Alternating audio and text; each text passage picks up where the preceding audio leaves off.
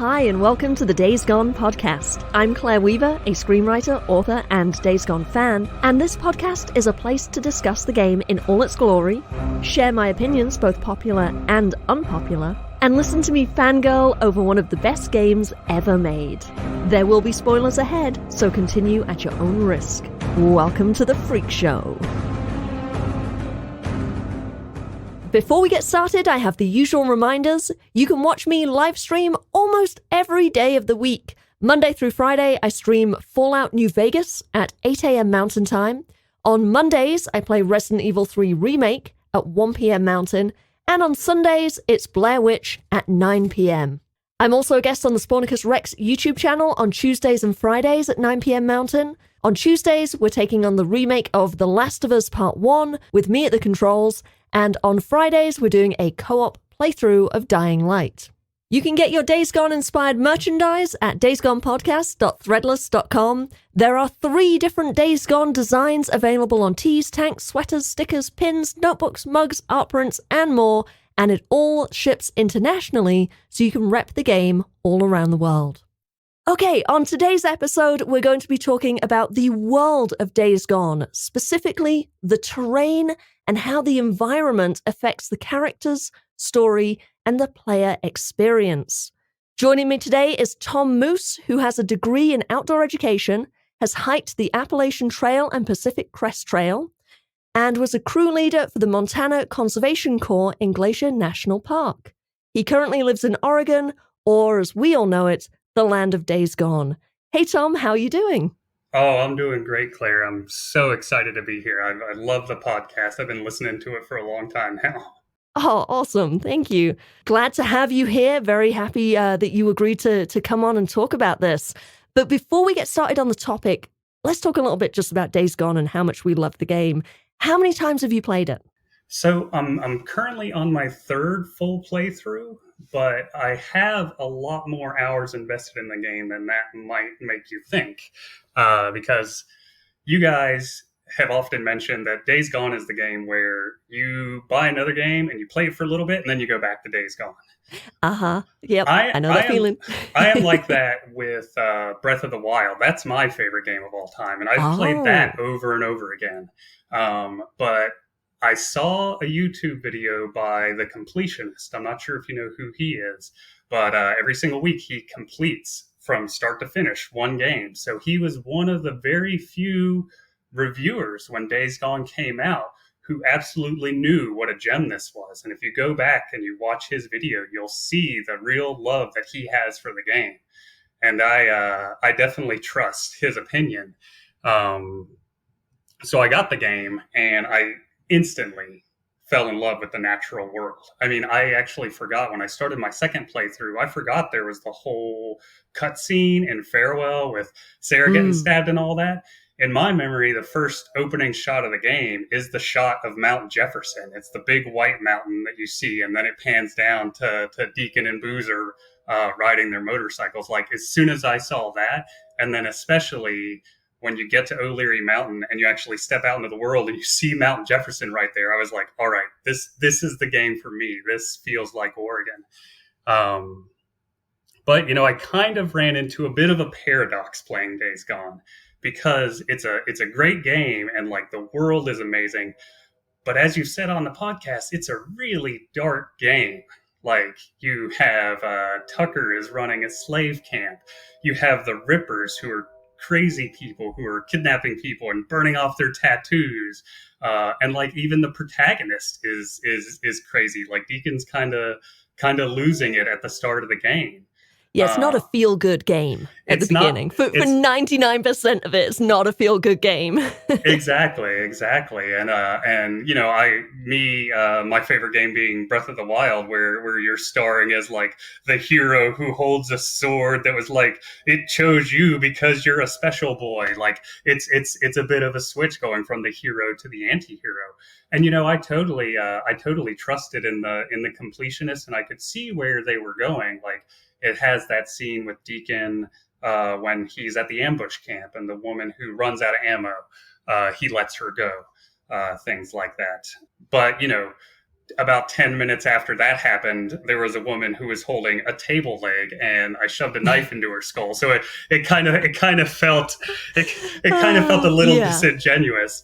Yes. But the paradox is that the gameplay is just absolutely phenomenal. Like just walking around the Cascade region and hiding from freakers, and the way that you gather collectibles, like everything feels good. So I had this thing where I really was having trouble with the story and having trouble getting invested in that kind of the world, but I just loved playing it so much. So eventually I just abandoned the story. It was actually when I brought Lisa the Rock and it didn't make her happy. Like, I got so sad from that. I just, Oh, yeah, like, and I love Lisa. I just started sneaking around and killing freakers and turning in bounties and blowing stuff up and hunting hordes and things like that. And just refused to do any more of the story after that. I got to the point where I played it so much, I actually got to level 3 at Tucker and Copeland's camp just from killing freaks and turning in bounties and stuff like that. oh wow. So you were just literally playing the open world. You're like, I don't want to do the missions. The story is bringing me down.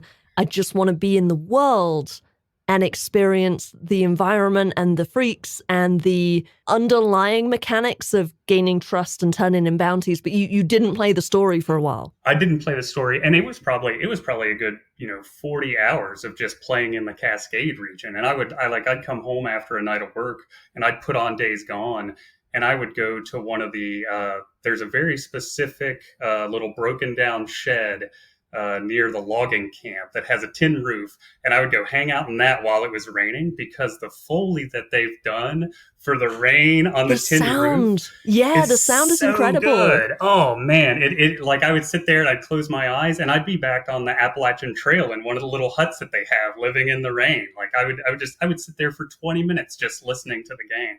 It was so good. How did you then get back into playing the story? Because you said you played it through 3 times, but you spent a lot of hours on your first playthrough ignoring the story, not doing the story. What kicked you into getting back into the story?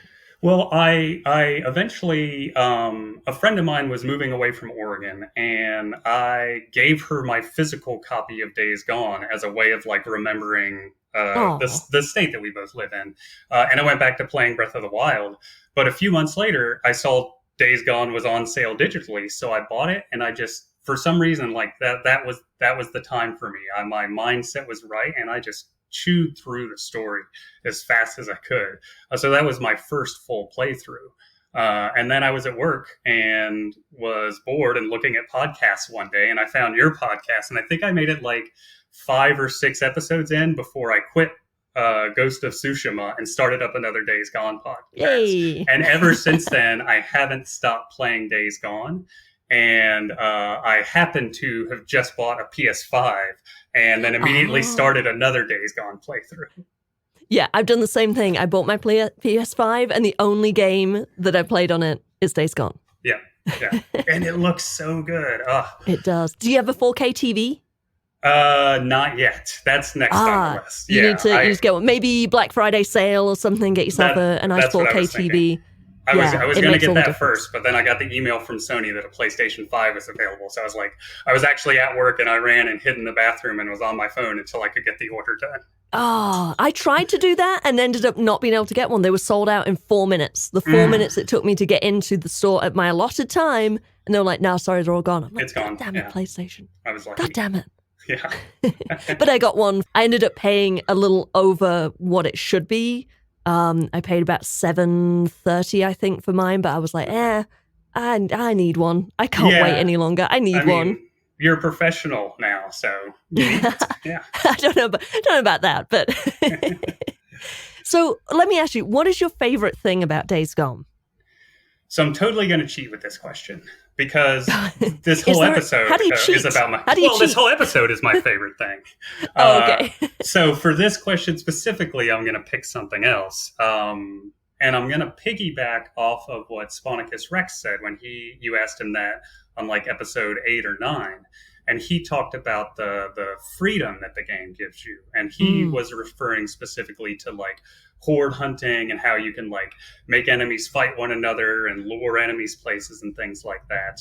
And I'm going to say that adding to that, I'm going to say the adaptive difficulty of the game. And I'm not just referring to how at the beginning or at any point you can select how hard you want the game to be. Mm-hmm. This is something that I didn't figure out, actually. I have to thank you and Dandy Denny, because it was you two in the crossbow episode that got me to realize how smartly this game is designed. What did we say? What did she say that was so smart? Because I know it wasn't me. I know it was her. She's the smart one. Well, it convinced me to try out the crossbow. And in my second playthrough, I used the crossbow and I absolutely fell in love with it, which, you know, a lot of people, that doesn't make sense to them because it's so much easier with the sniper rifle to kill people. Right. But that's why I say the game has adaptive difficulty, because you can make choices to make your game as easy or as hard as you want. You know, like you can go face a horde carrying the BFG and a machine gun and like all the biggest weapons you want, or you can do a no shots fired run like Spawnicus Rex. And the main thing that makes me think, I mean, you can do what I'm saying. You can do this with all games. Like you could play the original Super Mario Brothers and just not get the 1-up mushrooms or a fire flower or something like that. But what I mean when I say this game was designed that way, there's two things specifically that make me think of that. And it's the fact that your enemies, your human enemies, will drop guns that you can then collect. And then the fact that the ammo tins don't respawn. And these two little choices, which aren't ever, you know, you're never told in the game that ammo tins aren't going to respawn. You're not told that kerosene and the other collectibles are going to respawn. You just kind of figure it out. And the fact that they did this shows me that they were thinking that somebody's going to come along and they're going to say, well, what if I don't buy weapons from the camps? What if I don't buy ammo from the camps? Like, that's going to make the game harder for me. I mean, it'd be really easy to give every human enemy a set of generic guns that you can't pick up. And honestly, I was a little disappointed when I first played the game and I went into camp and I realized, oh, there's infinite ammo. It's really not that hard. I can get as much ammo as I want. But then I realized, oh, the ammo tins don't respawn. They made it so I can play this game. Like when you start a new playthrough of Days Gone, you can decide, I'm going to make this like a survival horror scary playthrough, like the hardest Resident Evil game. I'm gonna only pick up the terrible weapons that the enemies have. I'm gonna like only get gas from the camps. I'm not gonna get any ammo from the camps. Or you can say, I want it to be the most fun arcade shooter possible, and I just want to mow down hundreds of zombies over and over again. Like the adaptive difficulty of this game just makes it infinitely replayable. Yeah, for sure. That is one of the great things about the game and how it's designed. Every part of the world plays into every other part of the world. Like, it's so cool how the animals interact with the freaks and how the humans interact with the freaks and the different, like the Rippers, the way they react to the freaks versus regular marauders. The game has set up such a dynamic system that even without your input, it is constantly doing something. And then that gives you opportunity to bring in whatever input you want to bring. You know, you can interact with the other enemies by either killing everyone or you can leave them. You can lead a horde into an ambush camp.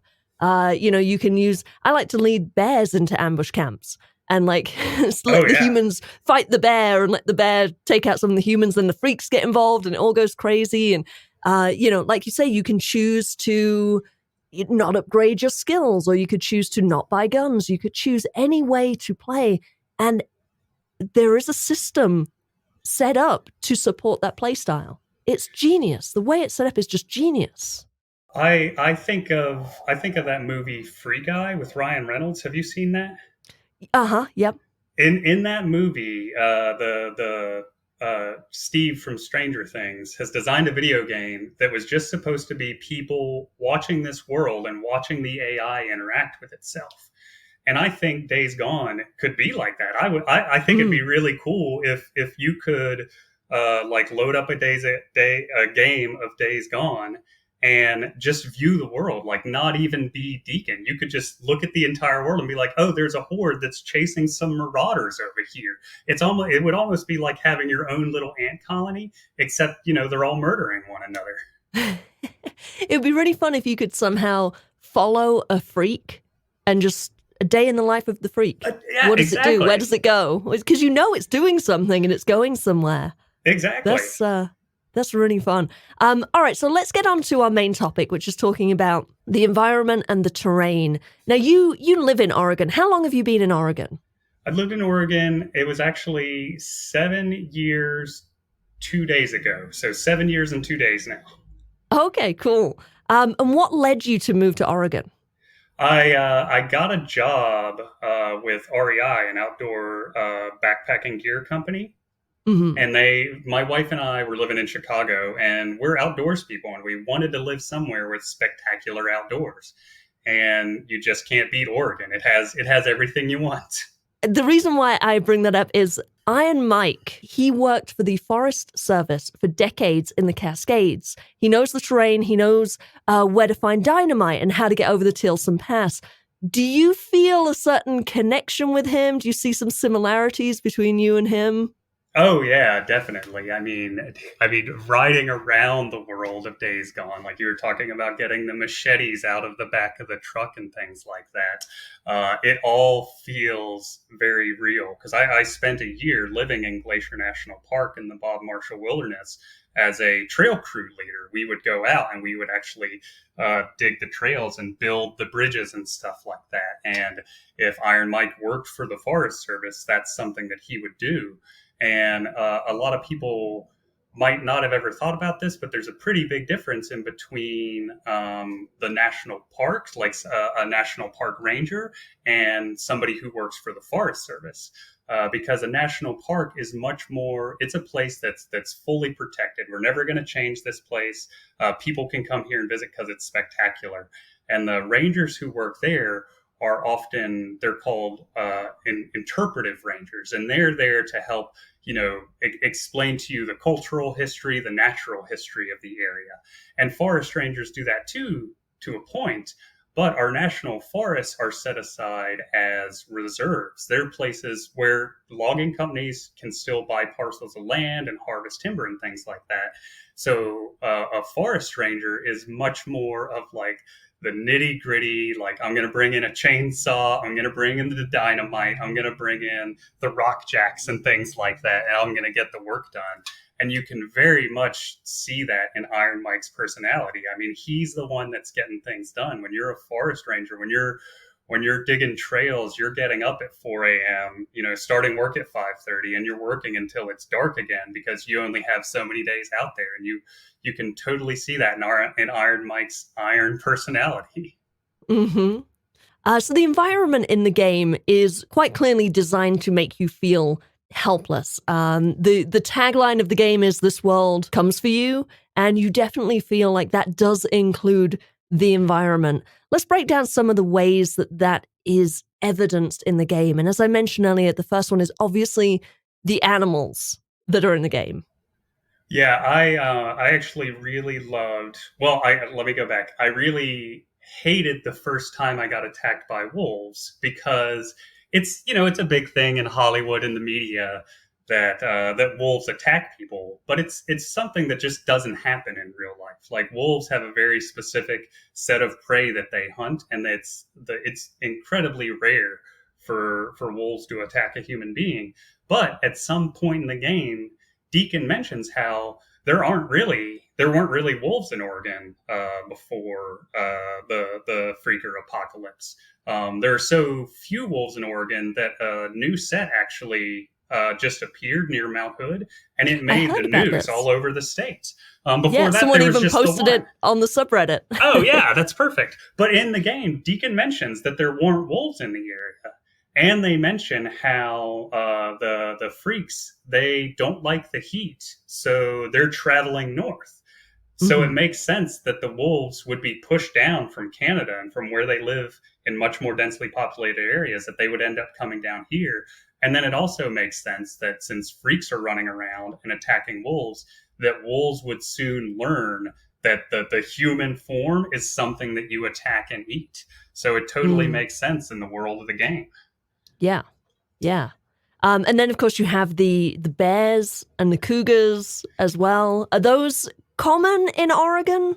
So that yes and no. So cougars are a lot more common than people realize. It's just that you never see them. Like, you know how Hmm. good house cats are hiding. If you have a cat and it wants to stay hid, you're not going to find it. But cougar attacks have been getting more common recently simply because we're pushing into their territory more and more. There's more of them and there's less space for them to hide. But my whole time hiking the Appalachian Trail and the Pacific Crest Trail, and then a year living out in the wilderness in Montana, I never had any real problem with animals. Um, for the most part, all animals are terrified of human beings. Like on the Appalachian Trail, I only saw the ass end of bears as they turned and ran away from me. Because as soon as they know, like we drive cars, we have guns. Usually, as soon as they see a human, this even happened in Glacier National Park with grizzly bears. Like there's this one grizzly bear that they're all radio collared, and this one is like I swear it's like the size of a Volkswagen Beetle that would just use the trail we were working on every day to get from its sleeping spot to like a berry patch, or I don't know where bears go during the day. And it would see us and it would just walk off trail and walk around us. Huh. So in real life, you're not going to be in that much danger. But again, in the freaker world, when they're constantly getting attacked by humanoid shapes, it makes perfect sense that they would defend themselves against you. Let's talk about the weather. We have rain and snow and, storms coming in. The rain in particular in the Cascades region in the game, Copeland's camp always feels so dreary and cold. And I feel like that really comes through in the game of like adding to that sense of harshness of the Oh, world that it's so Deacon's just perfect. constantly wet and shivery and cold and just how do you dry out in those conditions? How do you ever have dry socks? You should just constantly be having like blisters and things inside your shoes. Oh yeah, see, and that's what happens is that you don't dry out. When I hiked the Pacific Crest Trail through Washington, it rained for more than a month straight, and you just get used to being kind of damp all the time. And I was damp for so long that literally, like the seams on my shirts started rotting off. Oh, So wow. when you see the people with their clothes that are just completely falling apart, like that's very true to life. Eventually, like even if you try and take care of them, they're just gonna fall apart. Yeah. Yeah, I like how with Deacon's little hoodie, he has like a little tie or something through it where the zip's obviously long gone and he's got it like tied up at the beginning, at the bottom. And I think Boozer has something similar as well. I can't remember off the top of my head, but yeah, I love how their clothes just seem so tattered. But you're saying it I would maybe happen sooner than that, sooner than a couple years? Oh yeah, well, especially, and this is one thing I know people have talked about, and there are mods online that where you can give Deacon different clothing, and I would say that is the one thing that bothered me at the very start of the game was all the clothing Deacon wears is very obviously made out of cotton. He has like blue jeans, he has a cotton shirt on, a cotton hoodie, and in the Hmm. outdoor community, there's a saying that cotton kills. It's almost the worst clothing that you can bring into the outdoors because when it gets wet, it retains 10 times its weight in water. The friction increases something like 100-fold. So, like cotton socks in your boots are a terrible idea. You'll get blisters like nobody's business. And then the big thing is that cotton doesn't retain heat when it's wet. When cotton gets wet, it just sucks the heat right out of you. So that very first scene where Deacon is leaving and going to get his bike and it's raining and he's complaining about the rain. In my head, I was thinking, you'd already be dead, my friend. Like, And Boozer as well. yeah, Boozer as well. He has the blue jeans, the vest, and like a cotton undershirt on. So he's completely in cotton. In my head canon, they both have some really good, really thick wool long johns that we just can't see. So yeah, all the clothing that they have on over the top is just cosmetic. That's just for looks, yeah. Yeah. One of the things I love about the game is in the hot springs camp in Belknap, the whole drive, the desperation that sort of underpins Tucker's control of hot springs is that they need to plant crops. They need food. They know winter is coming. They need the food to survive. And the soil that they have is complete garbage for planting. It's volcanic rock. And I imagine it's very like dry, dusty soil. And they're trying to plant these crops in and having a hard time. I love that about how it just informs everything that happens in hot springs. Is that a particular region of Oregon that is like that? So there is a particular region of Oregon that is like that, and it's not technically around the Three Finger Jack area. At the very start of the game, I believe it's the woman who takes the ears at Copeland's camp is talking to Deacon about heading north to Smith Rock. There's another Jesse. camp by Jesse, that's right. I think in my mind, they might have mentioned Smith Rock because they basically took the biome from that region and plopped it right down around Three Finger Jack. Because if you actually don't go to Three Finger Jack right now because it's all on fire. And it's burned several times, but that whole region is actually, it's all national forest and it's all like just miles and miles of pine trees. So it's much more like what you see in the Cascade area than what you actually see in the game, which is not something that really you would think that would bother me because there's technically no high desert in the Oregon Cascade range. The high desert in Oregon is hundreds of miles to the east. But if you think about open world games like Horizon Forbidden West, for instance, that game covers from like you start out somewhere what's supposed to be like Bryce Canyon National Park, and you go all the way to the west coast to San Francisco. Or like Death Stranding covers the entire United States in its little map. And so you might think somebody who loves the natural world as much as me would be really put off that they move these biomes. But in real life, it's only like an hour and a 15-minute drive to get from Marion Forks to the Smith Rock area. So moving those biomes really isn't that bad. And how exact it looks like that region, I don't even care. You could go there and watch the sunset on Three Finger Jack and feel like you're at Smith Rock. One thing that I think it was Jeff Ross mentioned in my interview with him, he was the game director. He did mention that he wishes that he'd made the distances greater, not to change the map or anything, but to change the numbers that you see. So when it says 1 kilometer away, he wants to change it to 3 kilometers away. So you get a sense of greater distance, even though it doesn't technically take you any longer to drive there in the game. He regrets like not having it feel like a bigger world. And I feel like that maybe is what you're saying is like these two regions are really far apart. So if we just in game say, oh yeah, it's 5 miles apart, 10 miles apart, 15 miles apart, suddenly it feels a little bit more realistic, even though you're not changing the map at all, in the in-game map.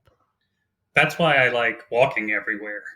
When it's most of the time when I play the game, I'm off the motorcycle. I just love hiking through Days Gone. You just gave me an idea for my next playthrough. I might do a bike-free playthrough and just run everywhere. That would be really fun. That's kind of what I'm doing. I'm doing one where I can only buy gas in camps. So especially, I'm a little worried when I get down to the like Crater Lake region because the camps are at the northwest side of that region. If you got to go down to Highway 97, you might have to like, park on a ridge line and then walk all the way down. And it makes it so I felt like with the motorcycle, the times that I've played, you can get into a bad habit of like, go to the camp, get your job, drive somewhere really fast, kill all the marauders, drive back, get your next job, drive somewhere, kill all the rippers, drive back. Whereas if you're doing something without the motorcycle, if you're walking through the world, it's a whole trek you have to plan. You have to conserve your health and your ammo and everything from the time you leave camp. You have to do that all the way to where you're going to fight the marauders. Then you have to fight the marauders. Then you have to get all the way back. Yeah. It makes it so much more fun if you enjoy stress for fun. Yeah. I also feel that way about fast travel. Some people use fast travel. And I'm like, well, but you're missing out on half the game. Yeah. You know, you're not doing that in-between part of going from camp to the job. If you fast travel to just next to where the job is, you're kind of giving yourself short shrift, you know, of that experience of the world. And I like taking it one step further and actually just not using the bike. Just get off the bike and walk. That's pretty cool. The motorcycle is fast travel. Yeah. So let's talk about O'Leary Mountain. Because, you know, we mentioned that the environment in the game is designed to make you feel helpless. But you actually have a good point you want to bring up about how the environment can actually help you. Yeah. So in the Cascade region, it's a lot more dense with trees and small hills and bushes that you can hide in, and just stuff. I'd like to see the working hours for whoever designed all the region, and I bet the Cascade regions took longer than anywhere else, just because there's so much stuff there. And I feel like at the very beginning of the game, when you're very weak, that's really helpful because you can hide so easily. You get seen by two freaks and you're on survival 2 and you're out of luck, but you sprint and you slalom through a couple trees and then slide or fall off a cliff or something into some bushes, and you're going to be good to go. I think that it's a sneaky way that they made the game hard and easy at the same time. Yeah, it definitely kind of lets you know in those early hours that at least at the beginning of the game, you do need to favor stealth. The game does give you a lot of freedom in how you want to play, but certainly on like a first playthrough, or if you're an average gamer or not a particularly gun-heavy gamer, it's like the game is telling you, yeah, dude, use stealth, use bushes, hide, don't engage in combat. I feel like I got that message loud and clear when I first played it, and I love that play style anyway, so it was like an easy message to receive. But I do see on the subreddit pretty often people saying like, I don't get this game, what am I doing wrong? I'm constantly running out of ammo, my health is really low, I'm always dying, and I'm only at the Crazy Willy mission or something, or I'm like 3 hours in, and it's like, well, you got to kind of read the environment, read what the game is telling you. It's telling you, don't engage. Exactly. Use stealth, sneak around them. Like you say, there's so many bushes. I remember my first playthrough where you have to get, really early on, you have to get, you're going back to get your bike, and there's like 5 freaks. And I was like, oh shit, how am I going to get through this region? And it took me like 20 minutes to like sneak around them, and I snuck up behind each one and stealth killed them from the bushes. But yeah, it really does spell it out that stealth is necessary, but also is a good option. It's a good choice. And then conversely, by the time you get to the end of the game, you're down in the Crater Lake region where there is nowhere to hide. Right. And I recently actually started my latest playthrough without the music on. Because I realized that the music will oftentimes cue into things that are going to happen before you realize it. And yeah, like there's a horde nearby, or there's a swarm horde or something. nearby. I saw a rager bear that I didn't want to deal with, so I started running from it, and I thought I got away, but I was in the Crater Lake region where there's not a lot of places to hide, and I thought I was fine, and I was just walking along, and then all of a sudden he tackles me from behind because I didn't have those little hills and safe places to hide behind. Right. The world wasn't protecting me like that. The Mount Bailey horde, and a lot of the hordes actually are kind of harder to kill in that region because there are no bushes to hide in, or the bushes that are there are too close to the horde and they see you really easily. You don't have as many options.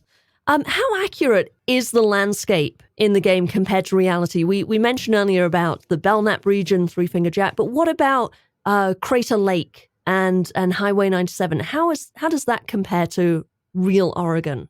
Well, I think it might be a good idea for me to kind of describe Oregon in real life And then the way I think of Days Gone is, I guess I've watched too many multiverse movies recently, because I kind of just think of Days Gone as like a slightly different world from ours. So I'll describe our world and then how it's different Okay. in the Days Gone world, because a lot of people think of Oregon as a really rainy state, or the Pacific Northwest as being really rainy, and it can be, but it's just on the west side of the state. So you have the Pacific Ocean, and then you have what are called the Coast Range. And then after the Coast Range is the Willamette Valley that you hear about in the game, that's called a war zone, where Salem and Portland are.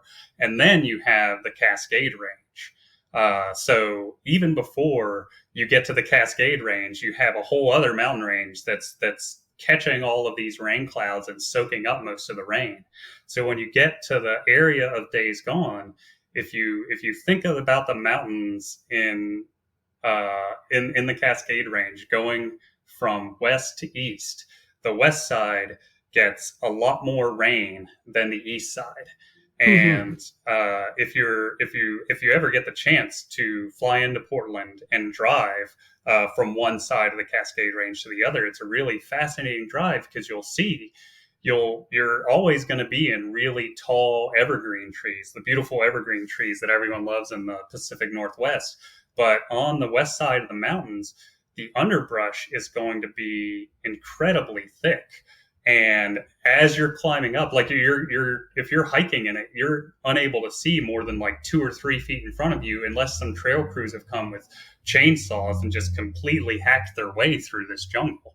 But then you get up to the Three Finger Jack area, and you notice that a lot of it has thinned out. And then by the time you get down into, like, you're heading down the mountain and towards Bend or Farewell, you have mostly trees and almost no scrub.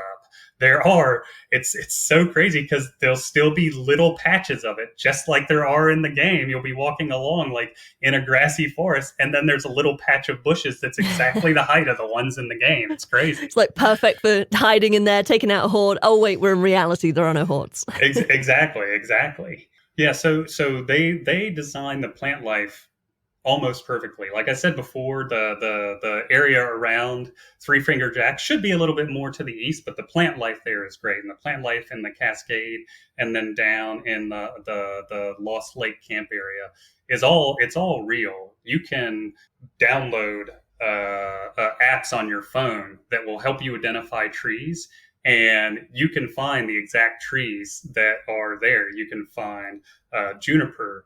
You can find what's it called? Ponderosa pines. That's my favorite one in the game. If I had to pick a real favorite thing in the whole game, it would be the moss and the bark on the ponderosa pines is just so well done. The way the moss interacts with the bark. I know this is silly, and all of your listeners are probably rolling their eyes, but No, no. it's so true to life. I want to talk to whoever designed the moss and be like, you have macro shots. You went out and took a hike and took macro shots of moss and just put them in the game, didn't you? It looks great. Um, but moving down to the Crater Lake region, I would say the macro scale they did really well, but then the other thing they did really spectacularly in this game is the sense of scale. The thing that happens when you're hiking in Oregon, a lot of people, you think of the Pacific Northwest and you picture the big volcanoes that are everywhere. But the truth is, there's only a handful of those. So most of the time when you're hiking in Oregon, you're just hiking in trees. It's like in the game when you're paying attention to just what's in front of you. But just like in the game, every now and then you'll come to an opening in the view, and then boom, there's an enormous mountain that's towering another 5, 6, 7,000 feet in front of you. And they do this great, particularly with Crater Lake. When you're standing on the rim of Crater Lake and you're looking across from it, it feels a lot like it does in real life. Yeah, one of your guests said that the world of Days Gone is actually only 3 miles across. Crater Lake itself is actually 6 miles across. Oh So wow, no way, really? it's enormous, because the whole story of this is fascinating. It was I'm going to get the numbers wrong, but it was something like 7,000 years ago. What was Crater Lake was Mount Mazama, So if you're standing on the rim of Crater Lake in the game, just imagine there's another 6,000 feet of rock and ice and water standing above you. And then all of a sudden it explodes and it takes all of that mountain and it throws it all the way to Bend. Like just to the east of Bend, there's a hiking area. I think it's called the Dry River Wilderness Area. I think, and that's where Mount Mazama is now. It got thrown 300 miles and landed over there, and then you look down and there's a 1,700 foot deep lake underneath you, and that is by far the thing that they did the best is giving you a sense of scale for when you're standing on the edge of Crater Lake and feeling like that gulf of air that's underneath you. Mm. You asked, though, if there was anything, I wouldn't say wrong, but anything that shouldn't be there in the game. And if there was one thing I was going to change, so Crater Lake, like I said, it was a big mountain and it exploded. And it took all of the water with it. There are no streams. If you go to Crater Lake, there are no streams that are running into Crater Lake.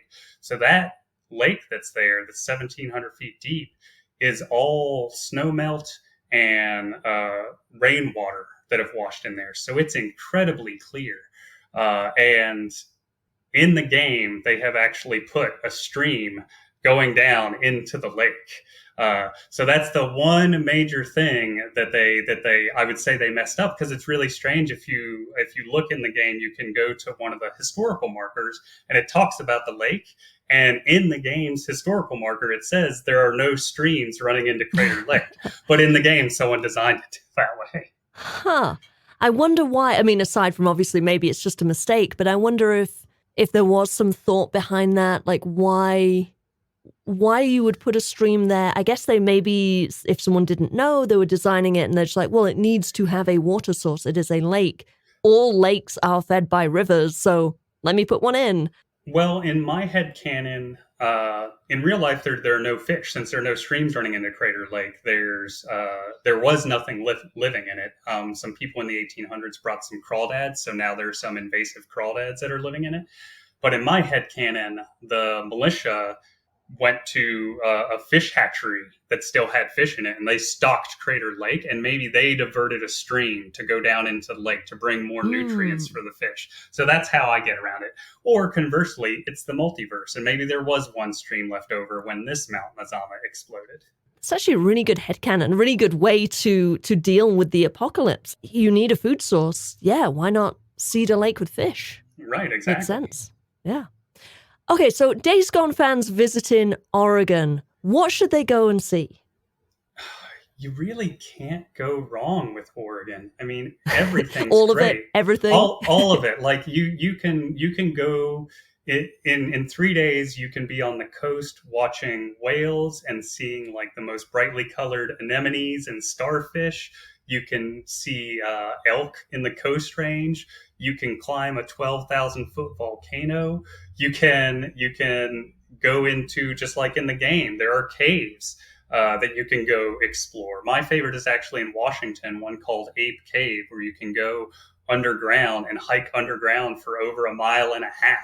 In places it's as big as a subway tunnel, and in other places you're scraping your shoulders on either side. I haven't done that since playing Days Gone, so it might be a little bit more terrifying now.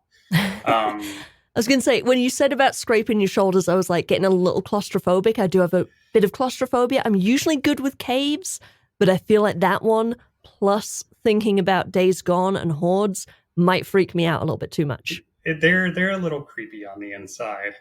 I would say if I was going to name one place in particular for people, and it's not technically on the Days Gone map. I mean, obviously Crater Lake. You have to go see Crater Lake. If you can see it in the summer, it's different. It is different from the game world in that there are no gas stations around the edge of Crater Lake. It's just one road that goes 40 miles, and it's all. I mean, it's not wilderness travel since there's a road. You can go in the summer and it'll be a lot more crowded. Or if you go in the winter, Crater Lake gets over 40 feet of snow a year, and they just shut down the road, and you can go snowshoe out and see the most spectacular stars and sunrises and sunsets of your life. So But you can still besides, get there even when the road is closed. The road is closed to cars, but you could, in theory, yeah, so still get they out there. they plow all the way up into a visitor center at the base of the mountain, and then sometimes you can drive up to the rim and start a hike. Sometimes you have to hike up to the rim, but it's a lot of people will go and like cross country ski around the rim or snowshoe around the rim and spend like 3 or 4 days camping on the snow. Wow. Yeah, it's gorgeous. The Yeah. only other place I'd go visit would be Silver Falls State Park, the Trail of 10 Falls. You just hike a little, like 3 or 4 5 mile loop, and you see a dozen 50, 100 foot waterfalls, and you can go behind them. It's absolutely Oh, gorgeous. wow. Is one of them, do you think, the location in the game where Deacon proposes to Sarah? I think that might be Salt Creek Falls. It's so the one that he proposed at is shorter than Salt Creek Falls, but it looks very similar. Mm. That's one thing. So, in order to prepare for the podcast, I actually did a through hike of the Days Gone World and looked at all the sign names and looked at all the names of like the campgrounds and stuff like that. And none of the stuff really exists in the real world. Like they have some of the names, like Three Finger Jack and Mount Jefferson. They got some of the mountain names right, but they would take like they would just kind of like jumble things up, like the Metolius River Campground. There is a lot of stuff named Metolius in this area. There's nothing specifically called the Metolius River Campground, so they might take like Tumalo Falls, which is real, and they name something Tumalo Campground instead.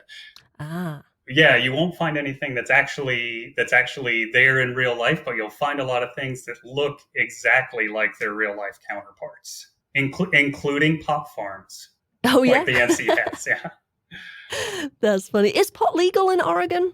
Oh yeah, yeah. And that's how you can tell that the freaker apocalypse happened before legalization, because otherwise there'd be a lot more abandoned pot shops. Right, right. Yeah. Okay, so one question that I ask almost every guest that comes on the podcast: if you found yourself in the world of Days Gone, how would you fare and which camp would you end up in? Oh, that's so hard because I think it all depends on where in the Days Gone world you ended up when the freaker apocalypse happened. Because I remember the tunnel leading out to Farewell, you find a Nero recorder where you overhear one of the militia members saying, that's Colonel Garrett. He's in charge of the Deschutes County militia. He's going to blow up that tunnel. You can join us if you want to. And I feel like if it were me and I was sitting waiting in a car worrying about the horde behind me, and then somebody was like, hey, I'm in charge, I'm going to do something about this, you can join me if you want to, I feel like I would go off with them immediately. Yeah, you'd be like, yes, please. Yeah. Yes, please save me from this horde. Exactly. Take me, give me a gun and let me do something. I think I, with my experience in the wilderness, I think I could fare okay. I have a hammock tent, so you see a lot of abandoned tents on the ground that are people, I assume, got attacked in the middle of the night when they went pee. I would sleep a lot higher up in the air, so hopefully be away from freakers. Yeah. Yeah, and bears and things as well, I presume, and wolves and cougars and anything that might decide it does want to eat you. Well, everything wants to eat you in the Days Gone. Yes, yeah, true. Yeah, definitely sleeping up high is a good idea. So I like Copeland's camp. I always call it the Ewok Village because it, has that sort of the elevated little paths and everything, the little platforms, but it is kind of a smart design. It really is to get up off the ground. So how long do you think you would last? I don't know how long I would last. Well, you certainly have a lot of skills to survive out in the wilderness. So I don't think the weather or the animals would get to you. Maybe not the freaks. It's just, could you go up against the human enemies? That's the question. That's a good point. And now that you bring it up that way, thinking about my need to go back and play Breath of the Wild because I couldn't handle being Deacon for too long makes me think I might not last as long as I would hope, simply because the world is so depressing. I might just give up on it. There's one spot somewhere in either Crater Lake or Highway 97 area. I forget exactly where it is. I think it's near that farmhouse, near the gas station with the big eat sign just south of that. there's a little shack just off the road. It's easy to miss. Tiny little shack, not much in it to loot. But on the other side of the shack, so if you get off your bike and you go around, there's a little fishing spot. And there's two guys, corpses, in chairs with their fishing poles next to them and a bunch of pill bottles. So it's like they just sat there, had a little fishing afternoon, maybe drank a few beers, took some pills, and just expired. Just went out peacefully and just like on a nice fishing trip, two buddies. And that's probably the best way to go in that world. Sometimes a peaceful end is the best thing you can ask for. Yeah. Okay, a couple things before we wrap up. You can support the Days Gone podcast via buymeacoffee.com/8bitterror. And I'm excited to announce I've just rolled out memberships. You can now support the podcast for as little as $1 a month. There are various levels, each with their own perks and rewards. So go check out buymeacoffee.com/8bitterror. And I want to give a big shout out to my channel supporters, my channel members, Miranda Satin, Basics of Pain, Captain Caffeine, Jay Stabby, Tom Moose, Anton G, James Guan, Obscured by Ink, and Borislav 24/7. Also, don't forget to like, subscribe, and share so more people can find the show. Tom, thank you so much for coming on the show today. This has been absolutely awesome. I've had so much fun. I can't wait to get off of here and go play some Days Gone. You can email me your thoughts, comments, opinions, and counter-arguments at daysgonepod@gmail.com. You can also find me moderating the Days Gone subreddit. Thanks for listening. Weaver out.